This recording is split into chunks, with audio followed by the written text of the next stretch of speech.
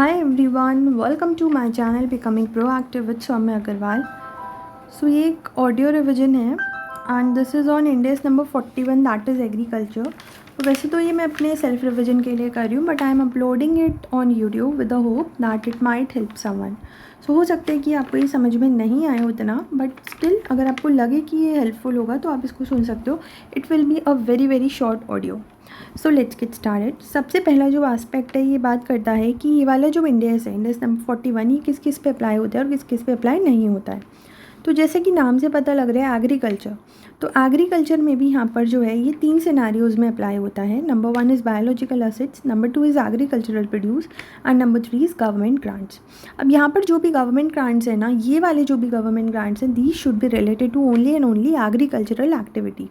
अगर उससे अलावा कोई गवर्नमेंट ग्रांट्स हैं तो वो जो है वो हमारे इंडेक्स नंबर 20 में कवर्ड हो जाएंगे।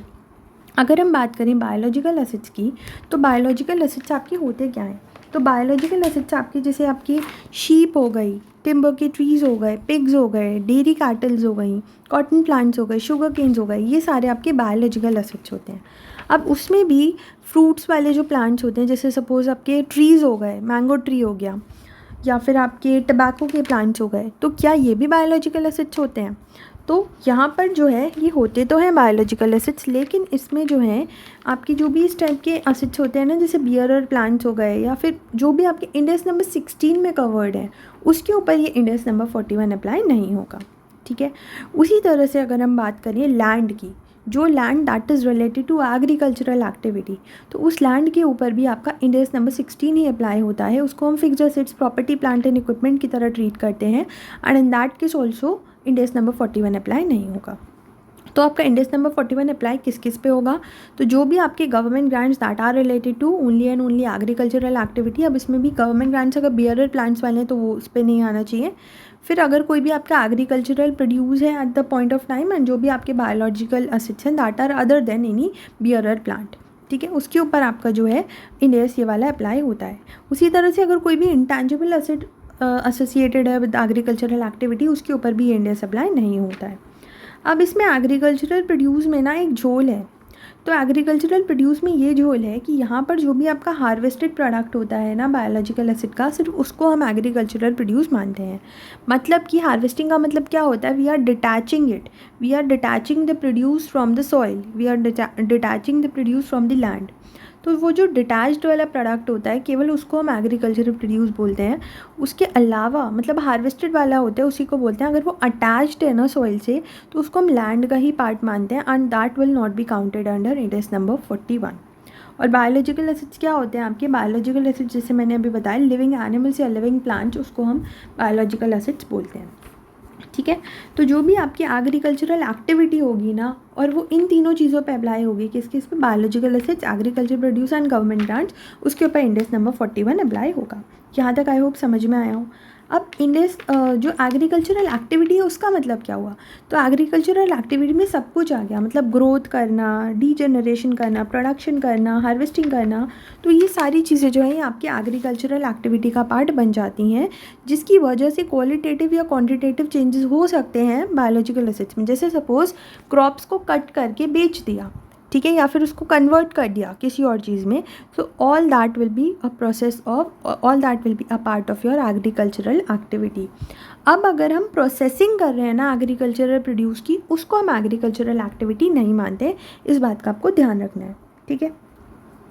उसके बाद में ये है कि आपका रिकॉग्निशन कैसे होगा। अब आपको पता लग गया कि बायोलॉजिकल एसेट्स है, आपको ये भी पता लग गया इस पर हमें इंडेक्स नंबर 41 लगाना है। अब हम रिकॉग्निशन क्या हमेशा करेंगे? तो इसके लिए ना इन्होंने कुछ कंडीशंस दे दी हैं कि ठीक है, हमने मान लिया कि आपका इंडेक्स नंबर 41 के लिए एलिजिबल है, बट स्टिल कुछ कंडीशंस हैं जो आपको फुलफ़िल करनी पड़ेंगी। अब वो कंडीशंस क्या हैं? So there are 3 conditions CFC। What is this CFC? So C का मतलब हुआ कंट्रोल, F का मतलब हुआ फ्यूचर इकोनॉमिक बेनिफिट एंड दूसरे सी का मतलब हुआ कॉस्ट। ठीक है।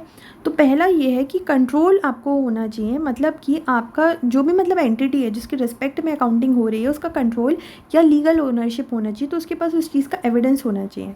Number 2 is future economic benefits उससे मतलब प्रॉबेबल हो कि वो एंटिटी में फ़्लो करेंगे। नंबर 3 इज़ जो भी आपकी फेयर वैल्यू है या जो भी आपकी कॉस्ट है that can be measured reliably. अगर ये तीनों की तीनों कंडीशन सेटिस्फाई हो रही हैं तो ही हम बायोलॉजिकल एसिड्स को जो है वो रिकॉग्नाइज करेंगे, ठीक है। अब रिकॉग्निशन में भी ना दो सिचुएशंस होती हैं। पहला होता है इनिशियल रिकॉग्निशन, दूसरा होता है सब्सिक्वेंट रिकॉग्निशन या मतलब subsequently at the balance sheet date. तो अब इसमें ना दो सिनारियोज़ में ये बढ़ जाता है। पहला होता है आपका बायोलॉजिकल एसिड, दूसरा होता है एग्रीकल्चरल प्रोड्यूस। पहले मैं बात करती हूँ बायोलॉजिकल एसिड्स की।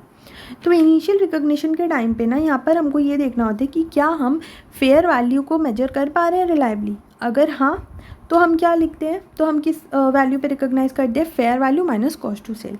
और अगर आपका जवाब है ना तो हम जो है इसको मेजर करते हैं cost minus accumulated depreciation minus accumulated impairment loss, ठीक है।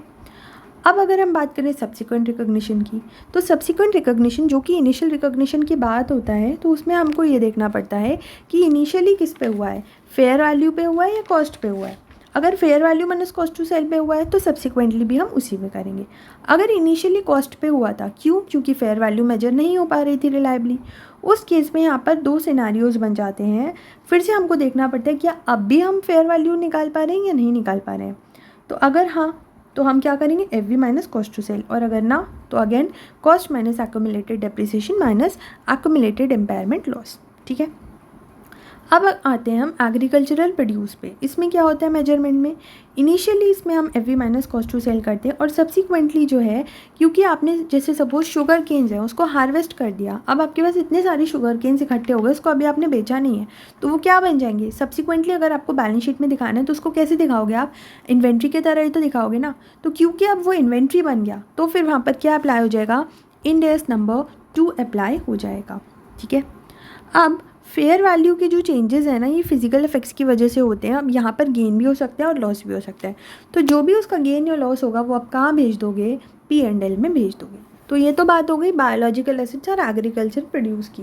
अब मैंने आपको स्टार्टिंग में बताया था कि ये वाला इंडेक्स जो भी government grants related to agricultural activity है ना अदर देन बियरर प्लांट, उसके ऊपर भी अप्लाई होता है। तो उस केस में हम क्या करेंगे, तो उस केस में सिचुएशन ये होती है कि जो भी बायोलॉजिकल एसिड है अगर वो मेजर हुआ है F V minus cost to sell पे, तो हम क्या करेंगे, तो हम यहाँ पर दो केसेस देखेंगे। दो केसेस क्या देखेंगे, अगर उस ग्रांट के ऊपर कोई भी कंडीशन नहीं है, अनकंडीशनल गवर्नमेंट ग्रांट है, तो सीधा सीधा P&L में भेज दो। अब अगर कंडीशन लगी हुई है, कंडीशनल ग्रांट है, उसमें भी दो सिचुएशंस होंगी, या तो सारी की सारी कंडीशंस आपको फुलफ़िल करनी पड़ेंगी, या फिर ये हो सकता है कि कुछ ही करनी हो एंड कुछ आप कर रहे हो और कुछ नहीं कर पा रहे हो। तो अगर ऐसा है कि आपको जो है एक ही कंडीशन है या कुछ मैंडेटरी कंडीशंस हैं और वो अगर आपने फुलफ़िल करी आप तभी उसको रिकॉग्नाइज़ कर सकते हो, वरना नहीं। उस केस में क्या करो, इनिशियली तो जब आपको वो रिसीव होता है तो उसको एज ए लायबिलिटी दिखाओ, लेकिन जब आप कंडीशन फुलफ़िल कर लो तो उसको P&L में भेज दो। लेकिन अगर आपने जैसे सपोज़ कुछ कंडीशन सेटिस्फाई कर ली, कुछ नहीं करी, उस केस में आप क्या करो, प्रपोर्शनेटली जैसे जैसे कंडीशन फुलफ़िल होती जाए वैसे वैसे उसको P&L में भेजते जाओ, रिकॉर्ड करते जाओ। लेकिन अगर हमने बायोलॉजिकल एसिड को कॉस्ट पे ही मेजर किया था तो वहाँ पर जो भी आपके इंडेक्स नंबर 20 की जो प्रोविजंस हैं वो अप्लाई आपके हो जाएंगे, ठीक है। उसके बाद में डिस्क्लोजर के बारे में है, तो डिस्क्लोजर में तो आपको इस चीज़ का डिस्क्रिप्शन देना होगा, गेन लॉस को रिकॉग्नाइज करो, और यही सब है। That is not that very relevant.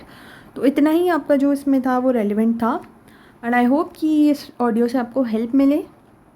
सो ये बहुत शॉर्ट ऑडियो थी, तो उसको स्पीड अप करके सुन लेना एंड ये वाला इंडेक्स रिवाइज कर लेना। अब इसके क्वेश्चन ज़रूर कर लेना क्योंकि आ जाता है ये शॉर्ट क्वेश्चन में कभी कभी इंडेक्स। सो यस, ये लाइट इंडेक्सेस छोड़ के मत जाओ, यू नेवर नो कि कितने मार्क्स का ये आ जाए, ठीक है। So I am ending the audio here, and अगर मुझको टाइम मिलेगा तो मैं और ऑडियोज़ के साथ भी आऊँगी। Okay, so thank you so much.